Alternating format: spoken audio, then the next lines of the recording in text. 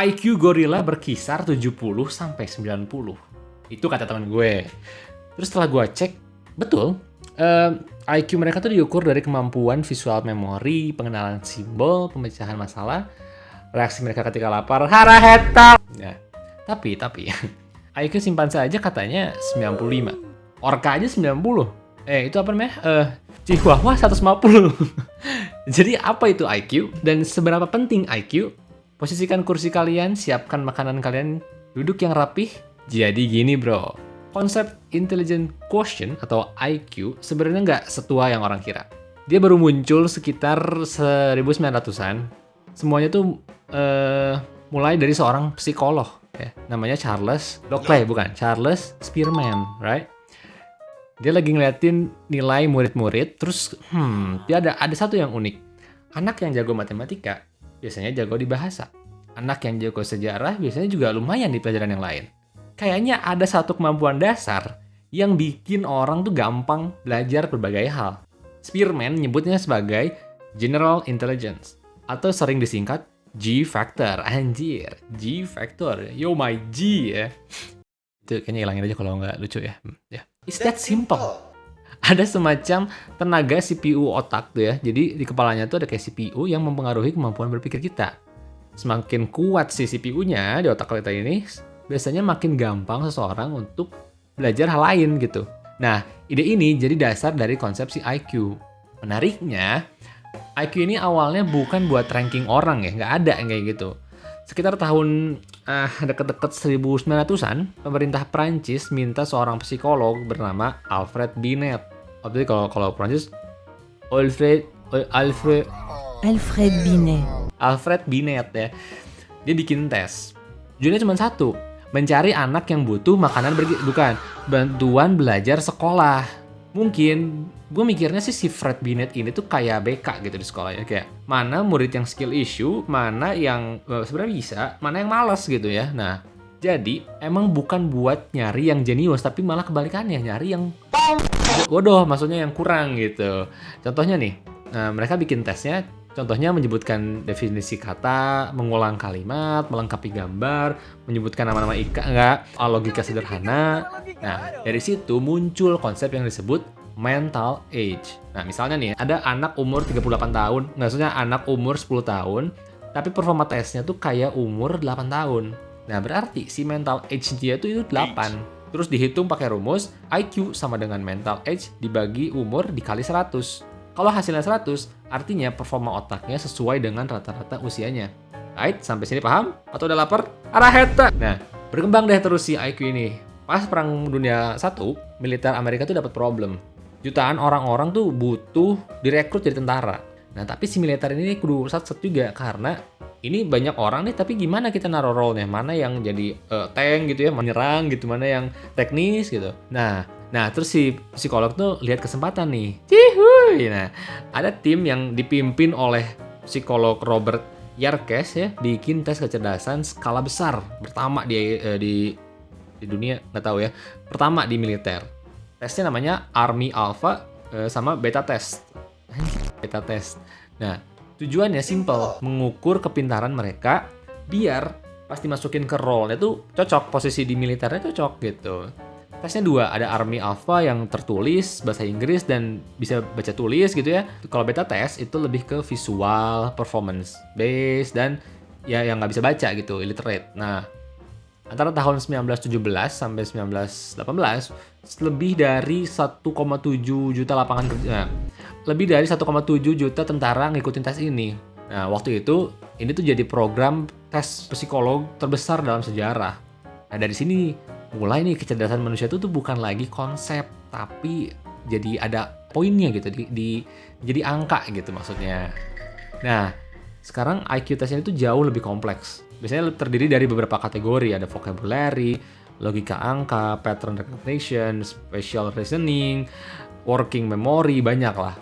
Nah, semuanya digabung tuh ya jadi satu angka. Nah, di angka ini tuh distandarisasi supaya rata-rata manusia sama dengan 100. Distribusinya ya unik sebenarnya. Kalau kita lihat grafiknya nih, kayak hasilnya tuh kayak lonceng gitu. Namanya bell curve biasanya kayak gini tuh.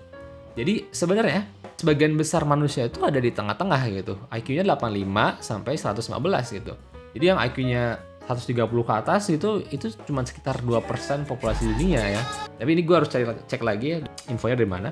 Jadi kalau ada orang yang bilang dia 150 gitu, statistiknya bilang itu lebih daripada jadi atlet Olimpik gitu, atau mungkin dia gamers ganteng idam. Nah, tapi ya ini cuman jadi standarisasi aja, karena kalau kita lihat lagi per negara itu variatif banget gitu. Misalkan nih kita cari coba IQ rata-rata Indonesia.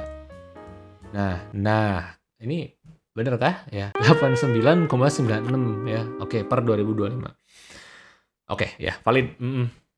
Siap. Oke. Masalahnya gini, makin sini entah kenapa, probably perkembangan internet atau sosial media ya, itu tuh lebih jadi sering dianggap kecerdasan keseluruhan gitu. Jadi kayak karena IQ-nya dia tinggi ya berarti dia pintar gitu. Enggak gitu. Padahal dia tuh cuma ngukur beberapa jenis kecerdasan tertentu gitu.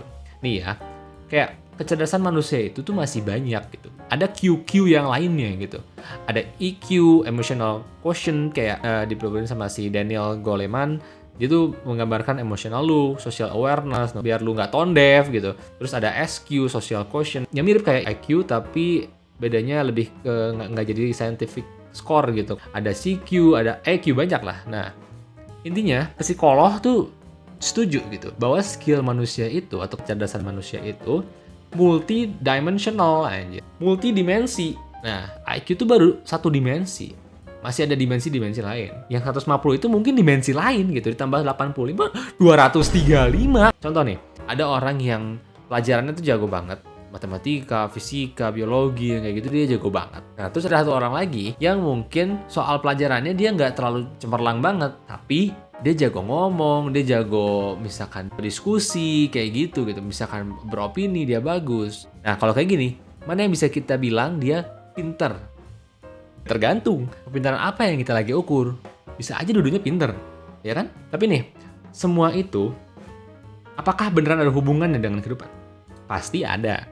Ini tuh bukan kayak zodiak ya, anjir, kayak ya Aries, kamu Cancer. Ya. Enggak, ini real, ada riset. Ini tuh emang beneran riset gitu. Di salah satu penelitian IQ ada hubungannya dengan kayak beberapa hal. Misalkan kalau misalkan IQ-nya tinggi, dia performa akademiknya kemungkinan besar akan lebih baik gitu. Lebih bisa memahami konsep-konsep yang kompleks gitu ya. Tapi kalau kita lihat dari yang lebih penting ya, misalkan penghasilan yang penting ya, pengaruh IQ tuh kecil banget gitu. Beberapa studi menemukan kayak IQ tuh yang menjelaskan sekitar dari 4% variasi pendapatan manusia gitu. Jadi 96% itu bukan oleh IQ. Dari kerja keras, koneksi, timing orang dalam atau bapaknya. Nah, sedikit fun fact nih ya, di psikologi modern, penelitian tuh ada sesuatu yang aneh. Karena orang dengan IQ-nya tinggi tuh nggak selalu bisa bikin keputusan yang baik gitu. Bahkan bisa membuat keputusan yang aneh, nggak rasional. Mereka mungkin cepet banget gitu nyelesain puzzle, ngelihat pola atau skornya tinggi emang di kecerdasan gitu kan. Tapi dikasih soal sehari-hari yang pakai nalar, pakai probabilitas, mereka tuh sama aja kayak sama aja nggak punya sayap tapi dari malaikat. Nggak, maksudnya sama aja kayak manusia gitu. Nah, ini tuh bikin peneliti juga mempertanyakan apakah IQ beneran ngukur kecerdasan. Ada ilmuwan kognitif namanya Keith Stanovic, dia meneliti fenomena ini. Dia nyebutnya tuh disrasionalia. Istilahnya itu menggambarkan situasi di mana seseorang yang memiliki kemampuan yang tinggi, IQ tinggi tuh, tapi nggak selalu make secara rasional gitu. Nih contohnya ada kayak tes kayak gini nih. Misalkan harga cireng dan es teh itu totalnya Rp11.000, right? Nah terus harga es teh itu lebih mahal Rp10.000 dari cireng. Berapa harga cireng? Mungkin kita langsung mikir 1.000 gitu, karena ya kayak bener gitu ya. Yang bener itu cireng harganya 500 perak. Aneh kan? Aneh? Coba mundurin lagi, lu baca lagi, oke? Yang udah tahu kenapa harganya 500 perak, komen. Nah, tes ini tuh nunjukin bahwa kecerdasan manusia sama rasionalitas itu nggak selalu berjalan yang dengan lurus sama gitu. Orang yang IQ-nya tinggi bisa tetap buat kesalahan berpikir yang kayak gitu. Karena itu, banyak psikolog sekarang lihat gitu, IQ itu sebenarnya salah satu aspek kecerdasan doang, nggak keseluruhan. Bukan kayak ukuran tunggal menjelaskan kemampuan manusia gitu. Nah, balik lagi soal IQ dan kehidupan, dalam beberapa penelitian, kalau orang dikasih duit buat ngerjain IQ, itu bisa naik poinnya itu. Skornya tuh naik 20 poin.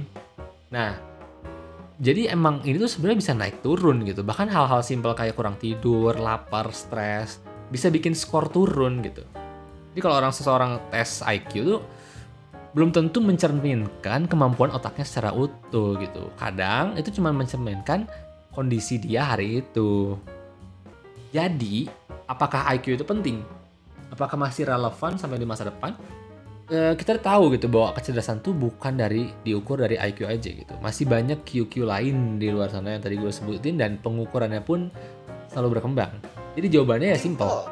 Iya, karena seperti tujuan pemerintahan Prancis yang di menit berapa itu tadi, tujuan utamanya tuh untuk nyari anak yang butuh bantuan. Lebih jauh lagi untuk ngebantu atau mengidentifikasi orang yang punya disabilitas dalam pelajaran. Sekaligus bisa nge-track juga gitu penurunan fungsi otak terutama untuk lansia atau yang pengidap demensia gitu. Ada manfaatnya. Jadi gitu sih bro. Buat IQ ini tuh sekali lagi inget gitu, kalau suatu hari lu lulus tes dengan nilai 85, emang dulu juga Luffy sama Naruto juga pas awal-awal bodoh gitu. Tunggu aja ntar dari MC bakal OP. Cihuy! Ya gitu ya. Makasih sudah nonton, gue kembali. Makasih udah nonton.